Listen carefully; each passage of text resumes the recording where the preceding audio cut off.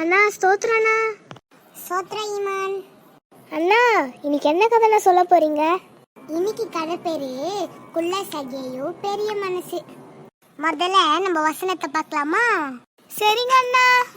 லூக்கா 19:8 சொல்லுது, ஆண்டவரே என் ஆஸ்திகளில் பாதியை ஏழைகளுக்கு கொடுக்கிறேன். ஒரு முறை இயேசுசாமி ஒரு தெருவழியா நடந்து வந்தாராம். இயேசுசாமியை பற்றி கேள்விப்பட்ட அநேகர் இயேசுசாமியை பார்க்கும்படி வந்தாங்களாம். அநேக ஜனங்கள் அவரை சுற்றி வந்தாங்களாம். எதற்காகனா ஆசீர்வாதம் பெற்றுக்கொள்ள, சுகம் பெற்றுக்கொள்ள, இயேசுசாமி செய்ய போகிற அற்புதத்தை பார்க்கும்படியா வந்தாங்களாம். அந்த ஊர்ல ஒரு குள்ளமான மனுஷன் தான்.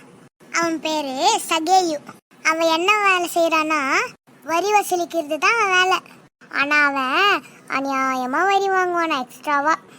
அந்த ஊர் மக்களுக்கு அந்த சகேயுவை பிடிக்காதான்.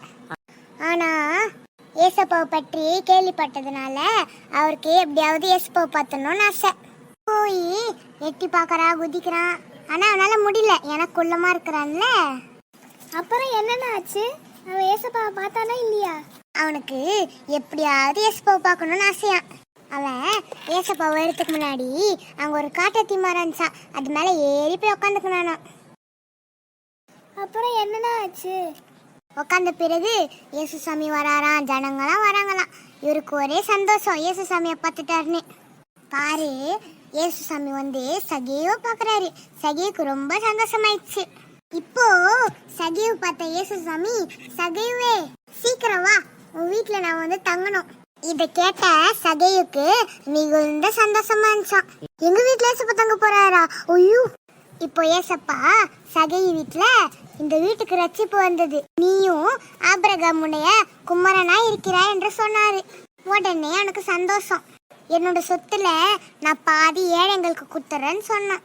யார் இடத்துலனா நான் அநியாயமா வாங்கியிருந்தா அதை நான் 4 தனையா திருப்பி தரேன்னு சொன்னாராம். அவனோட உள்ளமே மாறி போச்சு. அவனுக்கு சந்தோஷம் வந்துச்சு.